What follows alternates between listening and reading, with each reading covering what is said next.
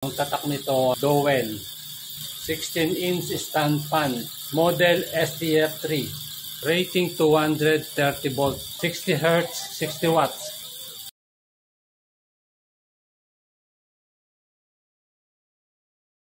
Test na natin mga boss, isaksak natin sa outlet para malaman natin kung ano yung sitwasyon niya.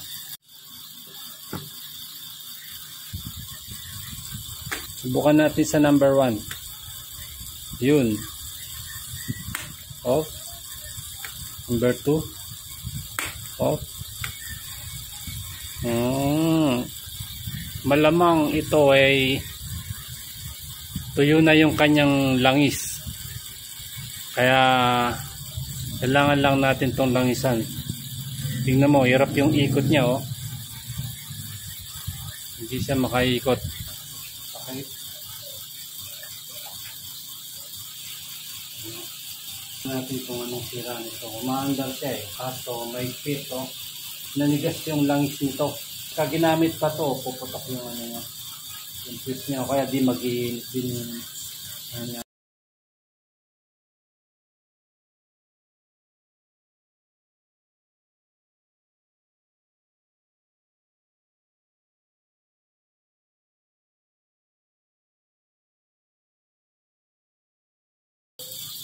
Okay, babalik din natin. Capacitor 1.5 microfarad, 400 volt AC. Kailangan natin tanggalin itong gearbox niya para sure na malinis natin yung shafting niya at saka yung bushing niya. Kailangan natin ibalik yung mga tornilyo baka kasi mawala pa. Handaan lang sa pagtanggal ng mga screws. At baka dumaplis eh, matamaan yung magnetic wire niya, yung tanso niya. Ayan, screw. Wala na yan, mapalit na yung ano niya. Yung motor, palit motor na. Kailangan ingat-ingat din tayo pagbaklas ng motor.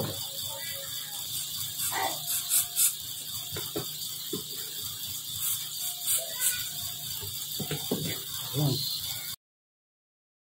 Iwalay muna itong motor. Kasi delikado ito. Nakamagas na tamaan.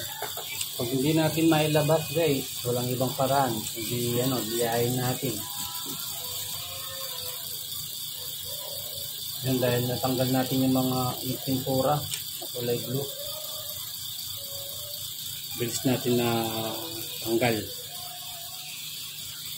Ipuin natin yung shafting kung okay pa.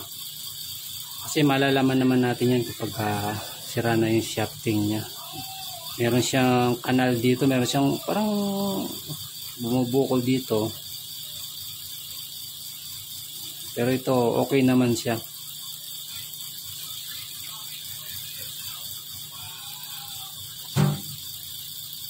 Take note guys, kailangan talaga matanggal yung langis.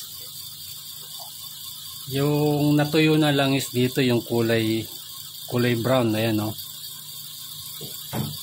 Kailangan talaga matanggal natin yan. Kasi kung hindi mo tatanggalin yan, babalik din yung yung hirap siyang makaikot. Kaya dapat matanggal natin yun hangga't maaari. Kung lalangisan lang natin, hindi natin tatanggalin yun, ganun din. Babagal din yung ikot niya. Gamit tayo ng panglinis. Pwedeng gas kung meron kayo. Pero ito meron ako. Parang gas na rin kasi ito eh.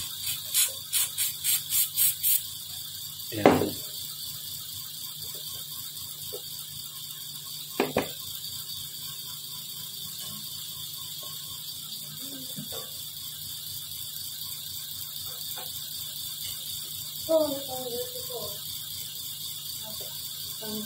Ano?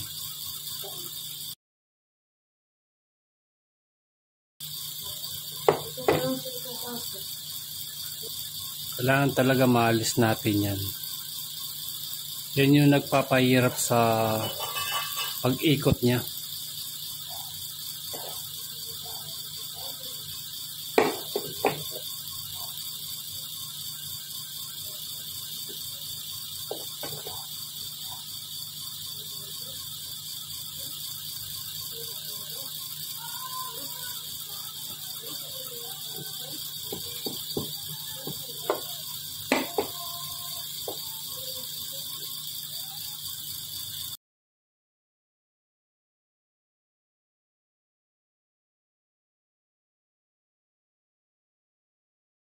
Kung lalangasin lang natin to, okay, gagana din siya. Pero hindi magtatagal.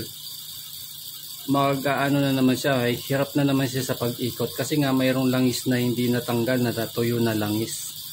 Kaya pabalik-balik yung ganun na sira niya. Ayan o. Ayun o, tignan natin o. Pumuti na siya. Pumuti na. Sa likod naman. Grasa na to eh. Na nag-migrate papunta sa busing. Galing to sa gearbox na napunta dito sa busing niya. Ito yung nagpatigas. Kung mapapansin mo dito, wala siya. Wala siyang ganun. Malinis siya, walang brown.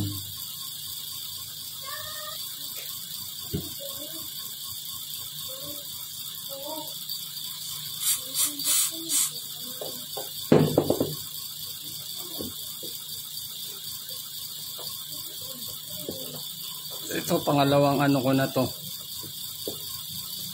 Pangalawang sok-sok na.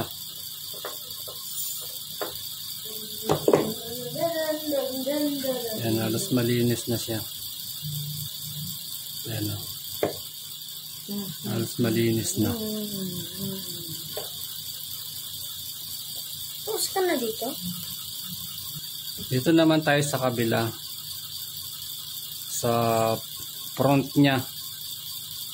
Na busing ang lilinisin natin. Ito mukhang malinis naman to eh kasi wala siyang kulay brown. So, isikan natin ang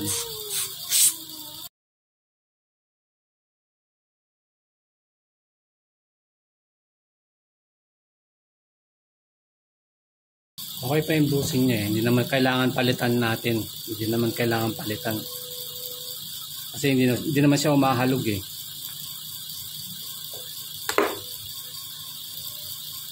Pero siyempre kailangan din naman nating linisin itong shafting kasi ano rin yan. Hinapitan din ng ng natuyong langis. Ganyan yung setup ng washer niya. Puti at saka yung black na sa gitna tapos puti ulit. Ayun. Kailangan din malinisan to. May brown siya.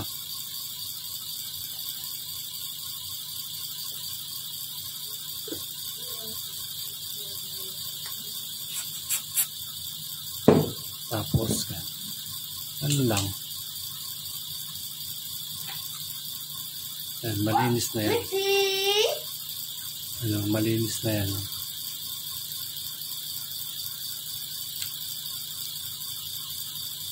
Kintab na, di ba? Kintab na. Ilagay tayo dito. Tapos natin dito. I'll give you the my time special. Yan. I'll give you the my time special. Yo, actually, you really mean it long. Just look on the wall, man. Just easy.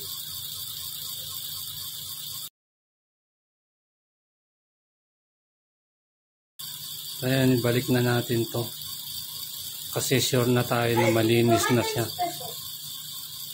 Puti muna tapos yung black tapos puti ulit na washer. Ayan.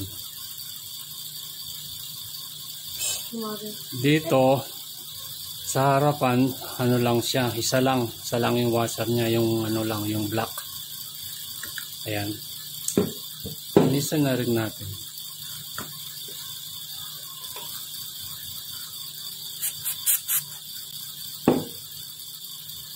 Ano pa siya? Tino mo po pa siya cobra. Papa. No. Ay, tama. Alas mo dyan yan, tutulog dyan yan. Yan o. Kasi balik na natin siya dito. Pero bago natin ibalik, linisan natin no? Linisan natin yan.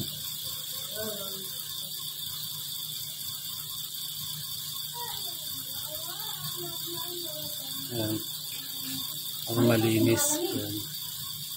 Balik na natin itong washer na parang malambot, parang goma.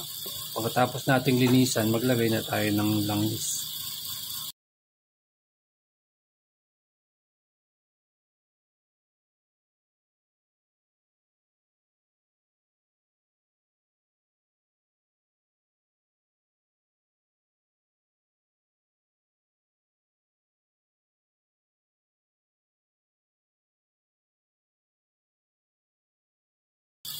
Kaya kailangan na nating ibalik.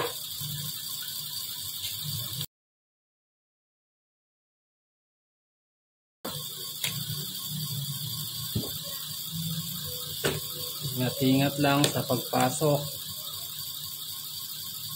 Baka may matamaan. O, tingnan nyo. Ang dulas na.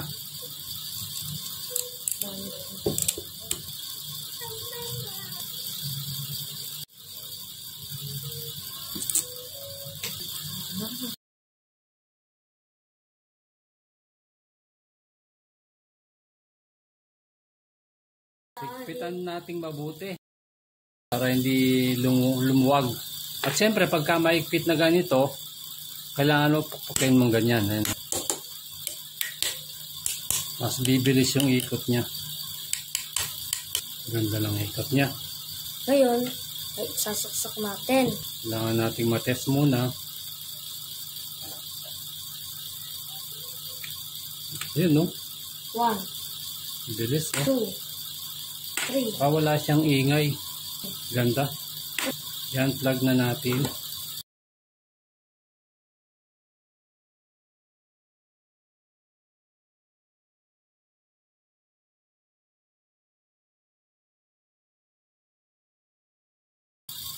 May kabit itong kanyang capacitor.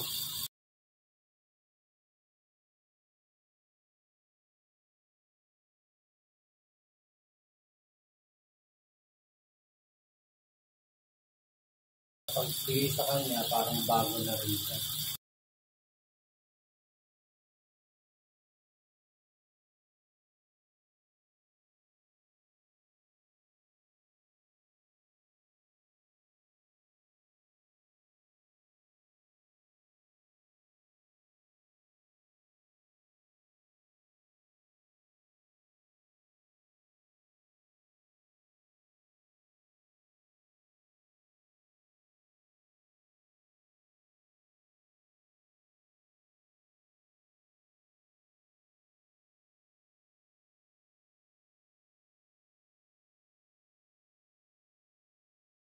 Okay.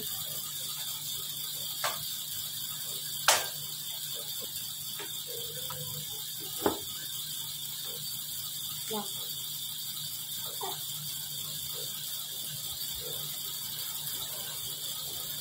Ito, maganda siya. Number 1 yan. Number 2. Ayan, wala siyang ingay. Number 3. Number 3. Yan, wala pa rin siyang ingay. Ito lang ingay niya. Okay, ayos na. Yan ang po ingay. Mag-thank you ka na. Bye-bye!